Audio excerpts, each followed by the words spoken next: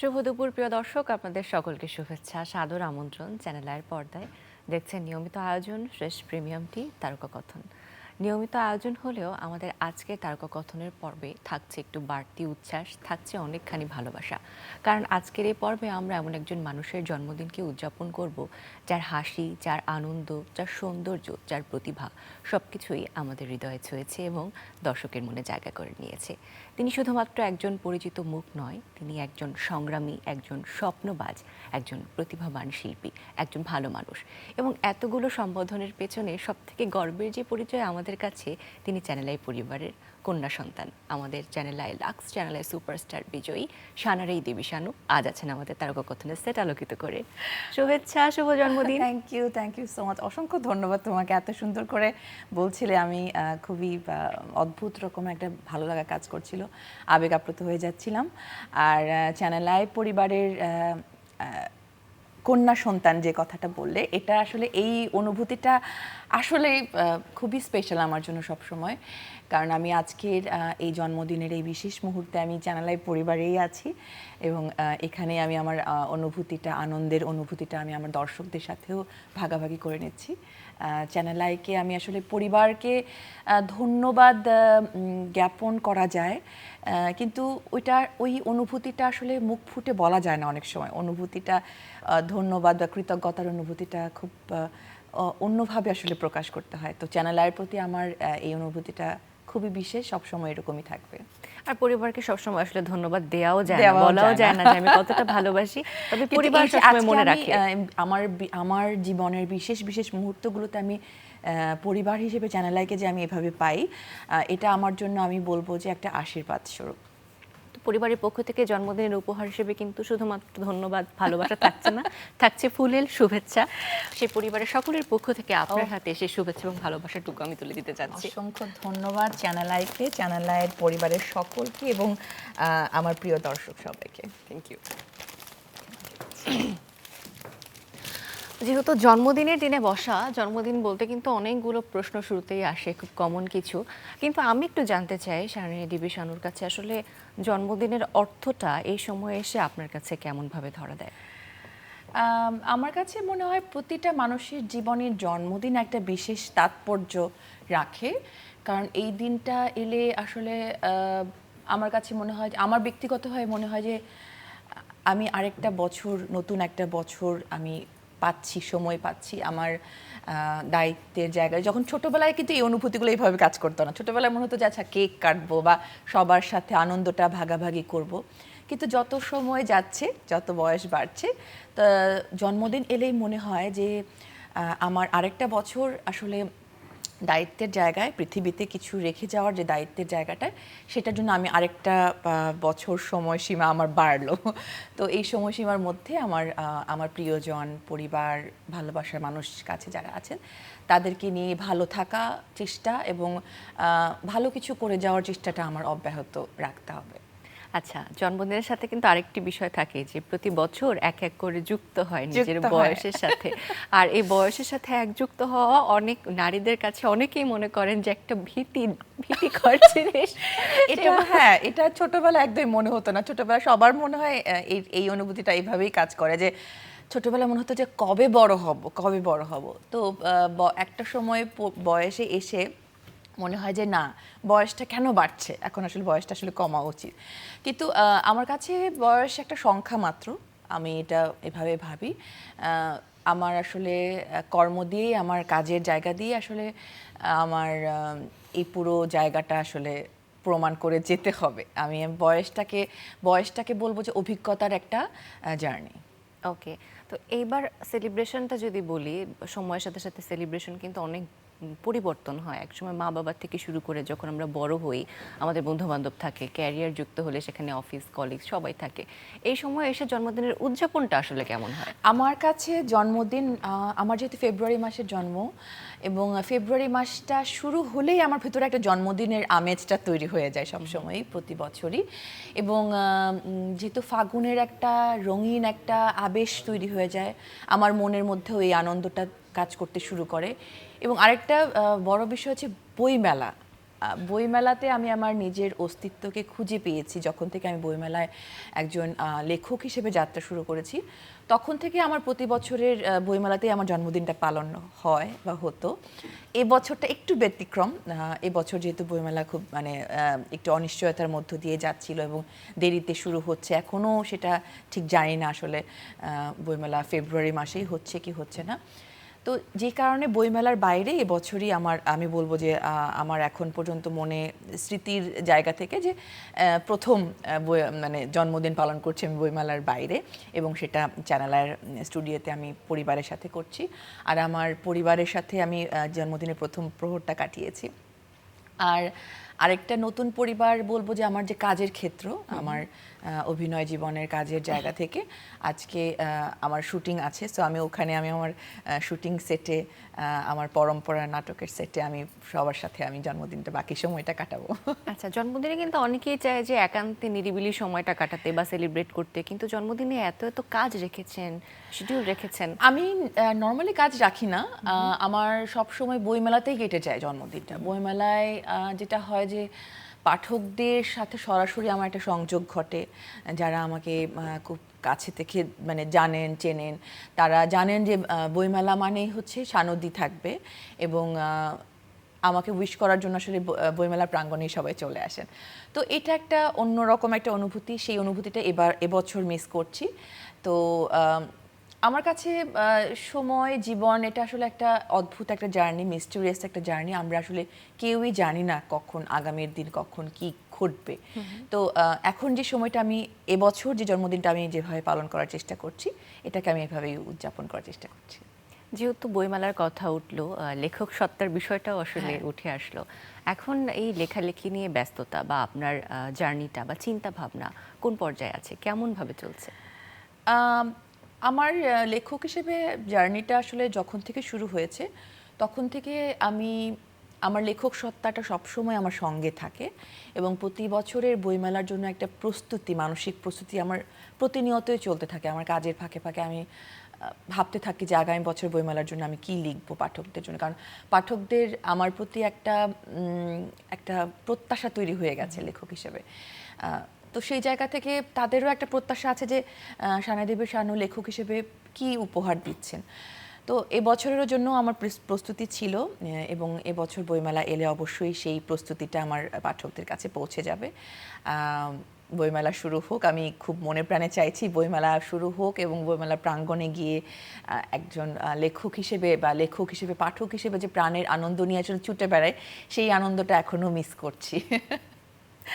আর এই যে লেখার জন্য যে বিভিন্ন সময় বিভিন্ন সংবর্ধনার যে বিষয় থাকে, স্বীকৃতির বিষয় থাকে, বিশেষ করে বছর আনন্দ আলো সাহিত্য পুরস্কারে যে আপনি ভূষিত হয়েছেন, এই যে একটা সংবর্ধনা পাওয়া, তারপর এমন একটা পরিচয়ের জন্য যেটাকে আপনি আসলে নিজের মাঝে ধারণ করে রাখেন সবসময়, কেমন ছিল অনুভূতিটা? এই অনুভূতিটা খুবই বিশেষ, খুবই বিশেষ। এই জন্য আমি অশেষ কৃতজ্ঞতা জানাবো আমার পাঠকদের প্রতি। আর ঢাকা ব্যাংক আনন্দ আলো সাহিত্য পুরস্কার যারা আয়োজন করেছেন, তারা আমাকে এই পুরস্কারের জন্য মনোনীত করেছেন, আমাকে যোগ্য মনে করেছেন। এই জন্য আমি পুরো কর্তৃপক্ষকে আমি ধন্যবাদ জানাচ্ছি।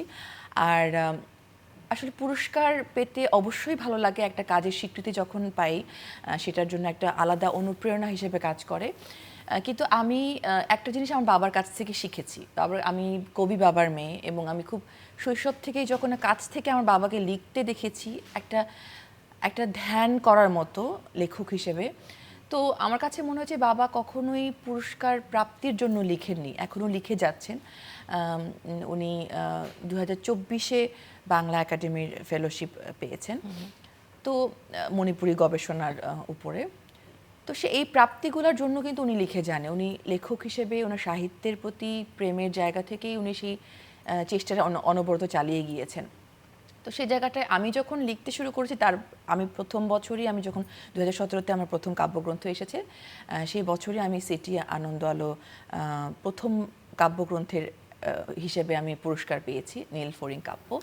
তো এই পুরস্কারটা আমাকে যে একটা দায়িত্ববোধের জায়গা তৈরি করে দিয়েছে। আমার কাছে মনে হচ্ছে যে আমি আসলে পুরস্কার, প্রথম লেখাতে আমি পুরস্কার পাচ্ছি, তার মানে হচ্ছে আমার লেখাটাকে আমার আরও বেশি সমৃদ্ধ করতে হবে, সাহিত্য মানের জায়গাটায় এমন একটা জায়গায় আসলে রেখে যেতে হবে পাঠকদের জন্য, যাতে কখনো কেউ বলতে না পারে যে মানে এই দ্বন্দ্বটা আমার ভেতরে এখনও আছে। দ্বন্দ্ব বলতে সাধারণ দর্শকদের কাছেও আমি এই কনফিউশনটা এখনও পাই যে সানাই দেবী শানু একজন অভিনেত্রী নাকি সানাই দেবী শানু একজন লেখক।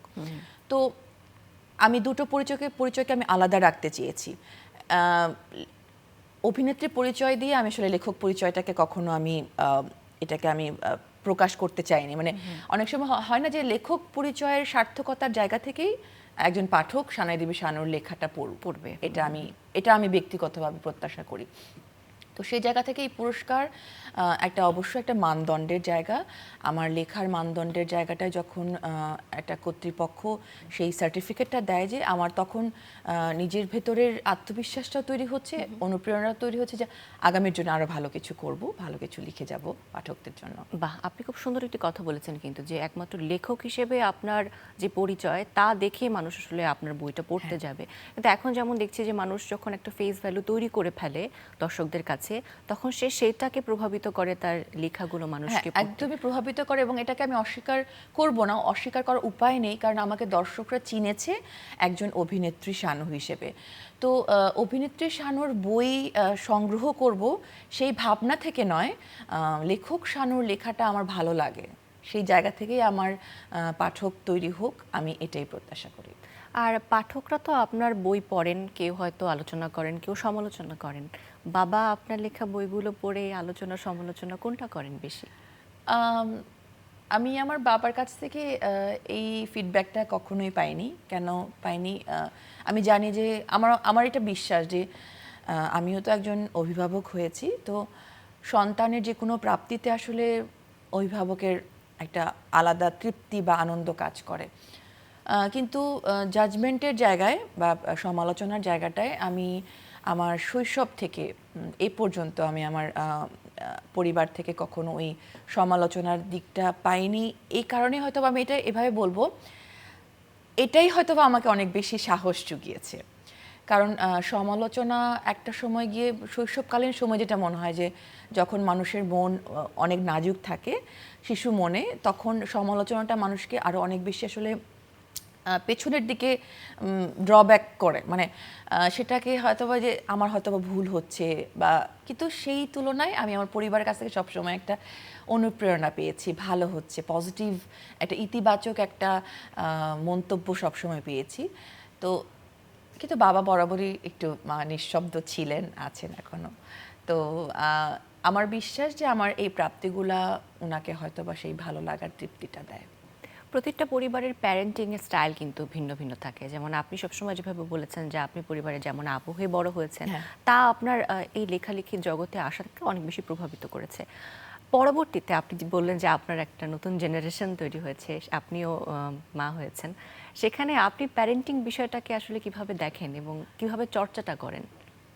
এটা আমার ব্যক্তিগত মতামত যে এটা হয়তোবা আমি এই চর্চা দিয়েই বড় হয়েছি দেখি হয়তোবা আমার মনে হয় যে আমিও আমার সন্তানের উপর এই চর্চাটাই অব্যাহত রাখতে চাই। একটা মানুষকে আসলে সমালোচনার জন্য তৈরি করতে হবে অবশ্যই মানসিকভাবে, কিন্তু পরিবারের কাছ থেকে বা প্রিয় মানুষগুলোর কাছ থেকে মানুষ সবসময় একটা পজিটিভ এনার্জিটাই আসলে সাপোর্টটাই প্রত্যাশা করে। এবং এটার একটা ইতিবাচক দিক হচ্ছে যে দুনিয়াকে কি বলল না বলল সমালোচক, মানে সমালোচক তো সমালোচনা সবসময়ই থাকবে যে কোনো কাজের জন্য, কিন্তু পরিবার যদি পাশে থাকে, প্রিয় প্রিয় মানুষগুলো যদি পাশে থাকে, তখন এটার আত্মবিশ্বাসটা একটা অন্যরকম একটা লেভেলে পৌঁছায়, এবং সেটার জন্য সেই মানুষটি আসলে আরও অনেক বেশি এফোর্ট দিয়ে সেই কাজটা করতে পারে বা করতে চায়। তো আমি আমার সন্তানের ক্ষেত্রে আমিও সেই চেষ্টাটা, যে শিক্ষাটা আমি আমার পরম্পরায় পেয়ে এসেছি, তো সেই শিক্ষাটাই আমি চেষ্টা করে যাচ্ছি আমার সন্তানের সাথে সেটাই অ্যাপ্লাই করার, যে মানসিকভাবে তাকে সবসময় উদ্বুদ্ধ করার যে এটা করো, ভালো হচ্ছে, পজিটিভ। কারণ নেতিবাচক জিনিস সবসময় মানুষকে একটা নেগেটিভ এনার্জি ক্রিয়েট করে এবং তাকে সবসময় মনে হয় যে তার আত্মবিশ্বাসের জায়গাটা একটা প্রশ্নবিদ্ধ করে দেয়। আপনার বর্তমান অবস্থান নিয়ে আপনার ভেতরে কতখানি তৃপ্তি আছে, কিংবা অতৃপ্তি থাকলেও সেটা আসলে কতখানি? মানুষ হিসেবে আমার কাছে, মানুষকে যদি আমি আসলে বিচার করি, প্রতিটা মানুষের ভেতরে এই যে অনুভূতির যে আসলে দ্বন্দ্ব, সেটা সবার ভেতরে আছে। তৃপ্তির জায়গাটা যেরকম অতৃপ্তির জায়গাটাও আছে। তো অতৃপ্তিকে আমি এভাবে আমার কাজের জায়গাটা সবসময় রাখতে চাই। আমার ব্যক্তিগত জীবনে বলি বা আমার কর্মক্ষেত্রে বলি, যে যে জায়গাগুলো এখনো পূর্ণতা পায়নি, সেই জায়গাটায় যেন আমি আরও এফোর্ট দিয়ে কাজ করতে পারি, সেই সেই উদ্যমটা যেন আমার ভেতরে থাকে।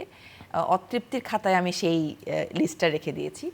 আর তৃপ্তির কথা বলবো যে আসলে মানসিকভাবে শান্তি পাওয়ার জন্য যে যে বিষয়গুলো আছে, যে মানুষের ভালোবাসা, আজকের দিনে যেমন আমি ইতিমধ্যে অনেক মানুষের ভালোবাসা ইনবক্সে, সোশ্যাল মিডিয়ার মাধ্যমে, সরাসরি ফোন কলের মাধ্যমে, যে এই যে ভালোবাসা, দোয়া, আশীর্বাদগুলো, আমি এই যে অনুভূতির যে প্রতিফলনগুলো আমি পাচ্ছি, এটাও কিন্তু একটা একটা মানসিক শক্তি হিসেবে আমার কাজ করছে। এবং এই আমার কাছে মনে হয় এটা অনেক বড় একটা তৃপ্তির জায়গা, যে আমি ভালোবাসার এই মানুষগুলোকে আসলে কিছুই দেইনি।